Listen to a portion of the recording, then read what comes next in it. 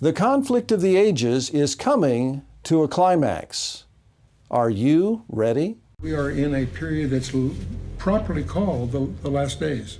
We're using, computer technology to enhance humans. It's already happening. Man and machine will become an amalgamation of the two. The prophecies of the Scripture are coming true exactly the way God said they would, but not the way everybody thought they would. The Bible deals with DNA, genetic, fallen angel, and occult technology. You and I are being plunged into a period of time about which the Bible says more than it does about any other period of time in history.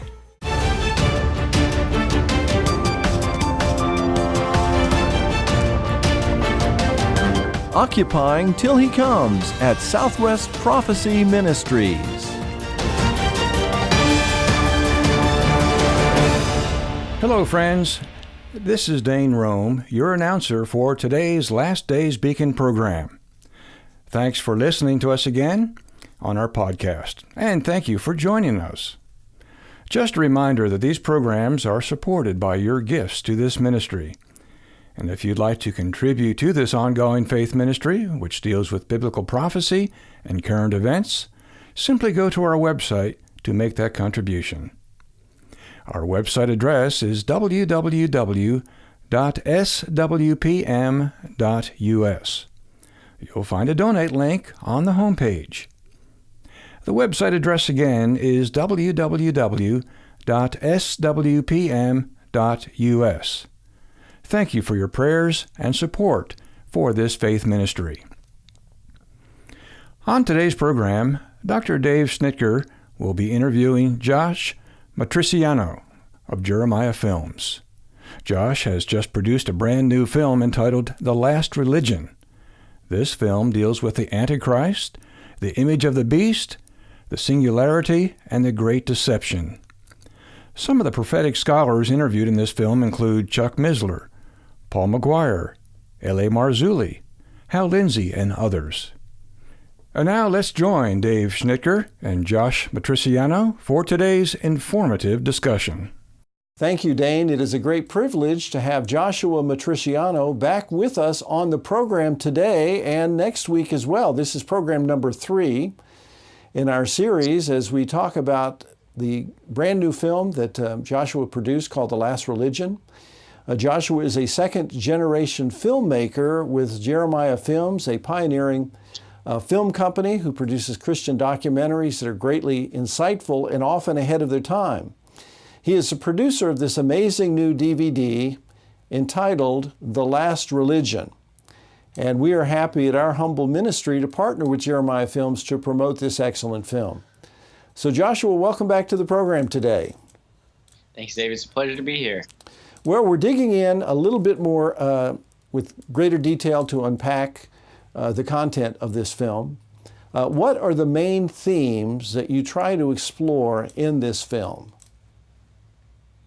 Well, first of all, our generation, my generation, the millennials, the under 30s, they have not really been, related to with pastors and with Christianity. And there's this disconnect there where we weren't really taught biblical prophecy. L.A.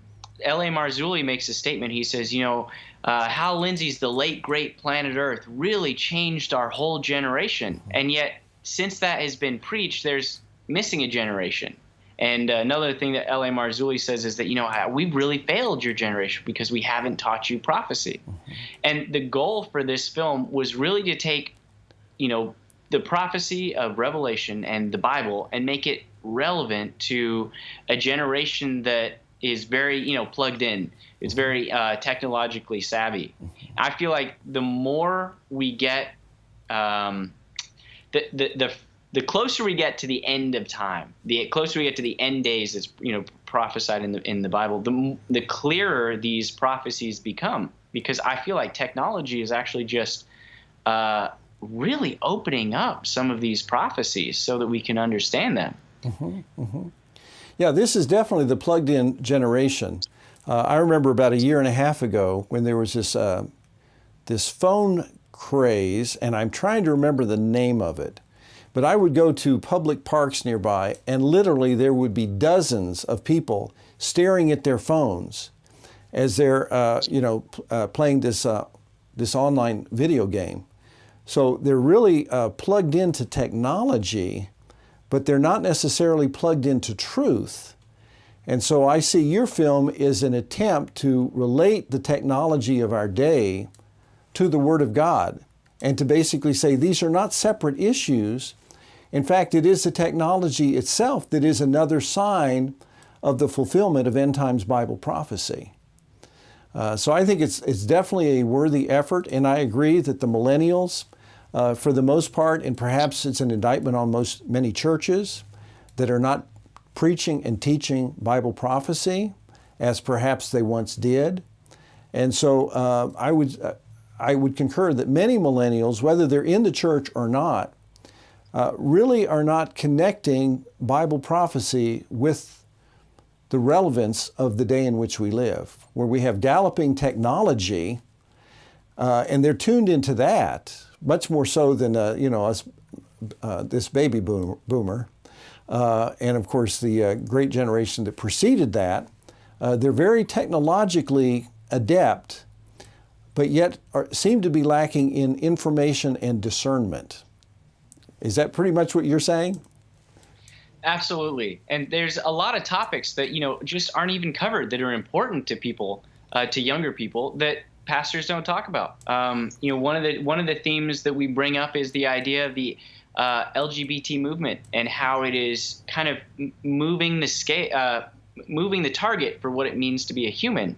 Not necessarily just a male or a female, but taking that to the next step, where they're actually having debates on college campuses and in the upper echelons of almost every single major political institution, where they're talking about possibly the rights to things like robots. I know for sure if you turn on a TV or go to a movie, every single one of them talks about superheroes or robots that have become aware and alive. And it's like we're being prepared for this unveiling of an entity that is maybe not necessarily completely human. And I feel like this film is just going through and kind of raising the warning flags and saying, hey guys, this is a topic that we really need to start talking about in the church. So you're connecting, if I'm understanding you correctly, the transgender movement and the LGBTQ movement with transhumanism and this idea of the merger, the singularity between humanity and machines. Could they all be in some ways blurring the distinction between humanity, uniquely made in the image of God, and robots and computers? It's exactly what you said in the last episode when you were talking about the seed of the serpent being at enmity, at war with the seed of the woman. And L.A. Marzulli makes this claim in there, and he says that he thinks that's literal. He thinks that the seed of the serpent is literally creatures that are not necessarily human. And David Breeze goes in to talk about the definition of this term called Nephilim, an inhuman creature that seemed, if you believe the ancient biblical prophetic narrative, were these creatures that lived. Some of them were giants before the flood. And it's very interesting to hear Jesus saying that the days coming right before his return are going to be very similar to the days of Noah. So we're seeing this kind of explosion of technology, but it's blurring lines between human, male, female. Where do you draw the line to someone who's completely organic human, who is born like that, versus 5 years or years and years of gene therapy and surgery? Like, do they still retain their humanity if you cross a certain point? So we start getting into some of these really sticky questions. Yes, we could spend a lot of time on that. And of course, as you're aware, there are secret laboratories where there is a merger of human genetics with animals. And some very bizarre things that are happening behind closed doors that is really blurring the distinction that God has established at creation between man as uniquely made in the image of God and the rest of creation. And so these are bizarre but rapidly developing technologies that the church at large has tended to shun because of the sensationalism of it. And I've had the privilege of interviewing L.A. Marzulli on numerous occasions. And of course, as you know, the things that he has uncovered and the interviews that he has done are just absolutely mind-blowing. The alien abductions and, of course, his archaeological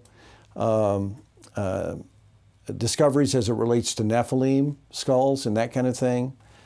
So it is an amazing time in which to live, and I believe that God is uncovering some of these dark secrets, so to speak, to inform Christians as to the day in which we live. But I'd like to explore this theme that we just brought up last week, and that is the theme of, as you put it in your film, the rage of Satan versus the covenants of God. And that, to me, is a broad theme. And so let's expand on this a little bit, if we could. Okay, that's really from Joel Richardson's book, and he's the one who made that. He basically put that on camera, and he says he brings prophecy back to its baseline, and that is when you talk about the Bible, you have to understand that it's very Jerusalem centered. Everything that's written in the Bible is about God's city and God's people. People ask, like, where's America in prophecy? Or is the joke that, Australians never ask, well, where's Australian biblical prophecy? It's just, we have this idea that, the Bible and biblical prophecy should be around America and Americans or whatever. But Joel basically draws the baseline there and says, no, it's a story about God, the covenants he made with his children, the descendants of Abraham, and then Satan, the rage of Satan, as he puts it. Because if you look, and he really focuses much more on the ideas of Islam, radical fundamental Islam, and how that, and he has this really incredible point of view that he thinks that the Antichrist is actually going to be a Muslim. And he's had debates on that, and he's talked about it, and everything he says, in my opinion, really makes a lot of sense. It from a biblical standpoint is very, rock solid. But there's this other idea that, maybe the Antichrist is going to be a robot. Okay. It's very the Bible does talk about lying wonders, that the Antichrist will display lying wonders and the world will be amazed at him. So he's not just your average Joe. And again, 100 years ago, that thought would have never entered anyone's mind other than maybe H.G. Wells, science fiction authors. But now it is within the realm of possibility. It talks about, the image of a beast, and that could be maybe the beast, and Tom Horn goes into, kind of talking about this and really fleshing it out. But what is a beast? Is it an inhuman creature, the image of a beast? Could that be, people have suggested that maybe it's just a hologram, or maybe it's just, someone being on TV. But I think inherently it's a little more fundamental than that.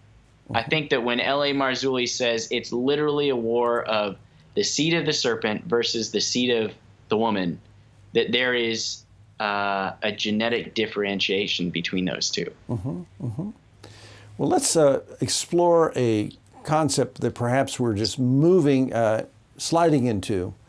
And one of the concepts you explore in this film is the concept of singularity.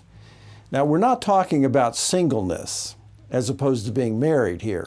We're talking about something that's more technical. What does the term singularity mean, and how is it being advanced by what we call the transhumanists in our day?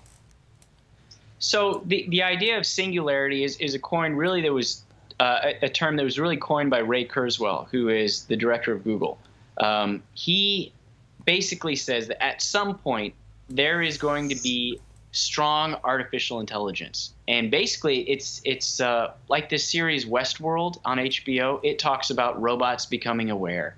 And the idea of singularity is, it's kind of uncontested that it's going to happen. Every single, all of the great minds believe it's going to happen, whether it's, Google or Facebook or Elon Musk with Tesla, even Putin, president of Russia, he made a statement about it. They all think that this idea of artificial intelligence will eventually become to the point where we would consider it to become self-aware, like a godlike being where it has a personality. And how that's all happened, and this is how that's going to happen, is up to speculation right now because it hasn't happened yet. But it's the point where everyone is waiting for at this point when Elon Musk, it's funny, he thinks that, he says the only way to get, the only way as a human to survive is for us to literally merge with this technology. Otherwise we're going to be the idea of evolution, that we're going to be eradicated as a species. Will be made obsolete by the singularity. Okay, well, that's an interesting concept. And one that you explore in this film, and how that fits in with Bible prophecy I find to be extremely interesting. And how it relates to the Antichrist, whether he will be robotic or not, we certainly don't know. But we are entering into an age of wonders and great deception. We'll talk about that a little bit more next week. Well, that's all the time we have for today, Josh. Thanks for joining us on part 3 of our show. And I'm going to turn it over now to our announcer, Dane Rome, who will share how you can obtain a copy of The Last Religion. Thank you, Dr. Snitker. Dear friends, every month, Southwest Prophecy Ministries features an excellent book or DVD dealing with Bible prophecy or liberty issues. This month's featured product is a DVD entitled The Last Religion. This latest film, produced by Jeremiah Films, deals with the Antichrist, the image of the beast, the singularity, and the great deception. It features interviews with some of the great prophecy scholars of our day, as well as newly discovered interviews from nearly 30 years ago that are proving to be eerily accurate. The Last Religion is available for your gift of $21.95 plus shipping. Simply go to our website, www.swpm.us, and click on the featured product on our homepage. That website address again is www.swpm.us.